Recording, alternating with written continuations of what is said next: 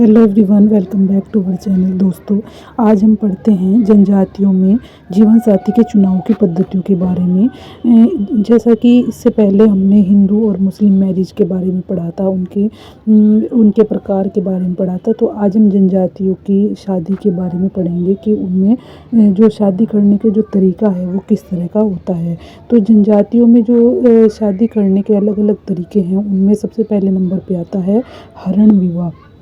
हरण विवाह का मतलब होता है कि जब किसी का किडनैप कर लिया जाए, मतलब यानी कि जब कोई पुरुष किसी कन्या को बलपूर्वक ले जाकर उससे विवाह कर लेता है, तो विवाह की ये पद्धति विशेष रूप जो ये तरीका जो है ये हरण विवाह कहलाता है। यानी कि जब कोई युवक किसी लड़की से शादी करना चाहता है और फैमिली के या किसी से पूछे बिना वो उसका हरण कर लेता है, यानी उसे किडनैप कर लेता है और फिर उससे शादी कर लेता है, तो उसे हरण विवाह कहा जाता है। और ये विवाह की जो ये पद्धति है ये गोंड, खरिया, संथाल, मुंडा, बिरहोर, भील और नागा जनजातियों में पाई जाती है। दूसरे नंबर पे आता है परीक्षा विवाह। परीक्षा विवाह का मतलब होता है कि जो कुछ जनजाति समाज ऐसे हैं जहाँ कोई भी पिता अपने जो बेटी की शादी करने से पहले किसी मतलब लड़के के हाथ में अपनी लड़की का हाथ देने से पहले ये देखता है कि उसकी शारीरिक शक्ति कितनी है, मतलब उसे एक तरह से शक्ति के आधार पर उसे परखता है। तो जनजातीय समाज में शारीरिक शक्ति का जो महत्व है वो ज़्यादा है, इसलिए जो विवाह के इच्छुक नवयुवक हैं उन्हें अपनी शक्ति और साहस की परीक्षा भी देनी पड़ती है। यानी कि उन्हें क्या करना होता है, उन्हें एक तरह का वहाँ एक तरह का नृत्य यानी डांस प्रचलित है। जो जनजातीय लोग हैं उनमें क्या करते हैं, एक ऊंचे से खंभे पर कुछ गुड़ और नारियल टांग दिया जाता है।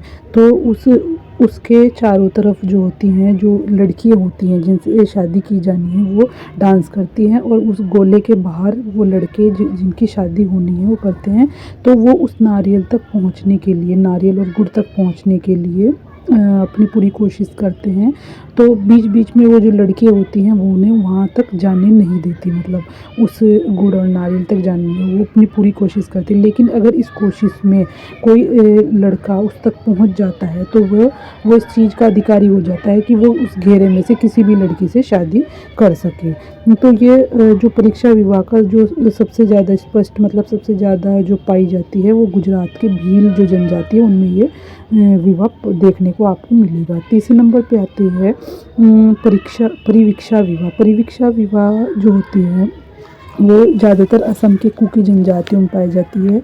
इसमें क्या होता है कि जो कन्या से जो विवाह का इच्छुक है, मतलब किसी लड़की से शादी का जो इच्छुक लड़का है, उसे क्या होता है अपने जो भाभी जो कन्या से जो मतलब इच्छुक है शादी करने के लिए, उसे क्या करना होता है, उन्हें अपने सास ससुर जो होने वाले सास ससुर हैं उनके घर पे जाकर रहना पड़ता है। तो वहाँ जो है उन्हें ये इसलिए है कि ताकि वो एक दूसरे को समझ सके। अगर उनका जो स्वभाव होता है वो एक दूसरे के अनुकूल होता है तब उनकी जो है शादी करा दी जाती है, वरना उसे जो है अपने सास ससुर को कुछ हर्जाना देकर वहाँ से चले जाना पड़ता है। फोर्थ नंबर पे आता है हट विवाह। हट विवाह जो है ये भी जनजातीय समाज में होता है। इसका मतलब होता है कि जब कोई एक पक्षीय प्रेम हो, मतलब कि कोई एक लड़की अगर किसी से शादी करना चाहती है तो तब ये हट विवाह होता है। तो वो उस लड़के के घर पे जाके बैठ जाती है।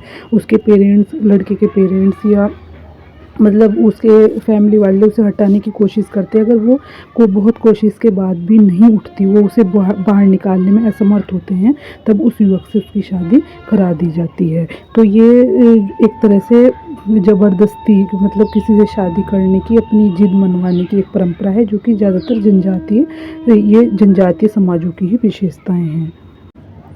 फिफ्थ नंबर पे आता है सेवा विवाह। सेवा विवाह उन जनजातियों में प्रचलित है जहाँ इस तरह की रीत होती है कि कन्या के जो माता पिता हैं उन्हें उसका कन्या का मूल्य जो है वो देना पड़ता है। तो इस स्थिति में क्या होता है जिसे शादी करनी है वो लड़का अपने होने वाले सास ससुर के यहाँ सेवा काम करता है। तो अगर वो या तो वो कन्या मूल्य देता है या तो वो पैसे चुकाता है। अगर वो ये देने में समर्थ नहीं है, मतलब वो दे नहीं सकता, तब उसे अपने जो भावी सास ससुर है उनके यहाँ रहकर उन्हें उसके माता पिता की सेवा करनी पड़ती है, जब तक कि उसकी जो सेवा उतनी ना हो जाए जितने की कन्या का मूल्य है। तो ये जो प्रथा है ये गोंड, बिरहोर, बेगा और खस जनजातियों में पाई जाती है। 7th नंबर पे आता है पलायन विवाह। पलायन विवाह जो होता है ये भी जो भारतीय जनजाति है उनमें काफ़ी फेमस रहा है। इसमें क्या होता है, अगर कोई युवक और युवती विवाह के लिए तैयार हों पर उनके माता पिता और जनजातीय नियमों के कारण उन्हें अनुमति ना मिल रही हो, तो वो अपने गांव को छोड़कर कहीं दूसरी जगह पलायन कर जाते हैं, यानी किसी जंगल में या किसी भी दूसरी जगह वो चले जाते हैं। तब तक नहीं लौटते जब तक उन्हें विवाह की अनुमति ना मिल जाए। तो पलायन विवाह में क्या होता है कि जब दो लोग शादी करना चाहते हैं, मतलब लड़का लड़की, लेकिन उनकी फैमिली उसके लिए रजामंद ना हो और जनजातीय नियमों के ये खिलाफ हो, तो तब वो अपना जो है गांव छोड़कर ऐसी जगह चले जाते हैं जहां वो उन सब से दूर हो, अपनी फैमिली से दूर हो। तो और तब तक नहीं लौटते या जब तक उनकी या तो संतान ना हो जाए और या उन्हें जो उनकी फैमिली है वो माफ़ ना कर दे या जनजाति उन्हें एक्सेप्ट ना कर ले। 7th नंबर पे आता है विनिमय विवाह। विनिमय विवाह का मतलब होता है एक्सचेंज करना। एक तरह से ये जो प्रथा है इसमें ये होबेल ने बताया था कि ये विवाह का एक मितव्ययी तरीका है, मतलब कि जिसमें अगर कोई लड़का किसी फैमिली से कोई लड़की प्राप्त करना चाहता है तो वो क्या करता है, अपनी बहन की शादी उस घर में करा देता है। तो इससे क्या होता है, उसके लिए ये चीज़ें आसान हो जाती हैं कि वो उस लड़की को पा सके। तो इस तरह ये दो परिवारों के बीच होने वाला एक तरह से विनिमय है, एक तरह का सौदा है जिसमें दोनों ही एक दूसरे के लिए को अपनी बेटी देते हैं। तो ये आई होप आपको समझ आ गया होगा कि ये जो जनजातियों की जो ये प्रथाएं हैं ये अलग अलग, हर जनजाति में अलग अलग तरह की हैं।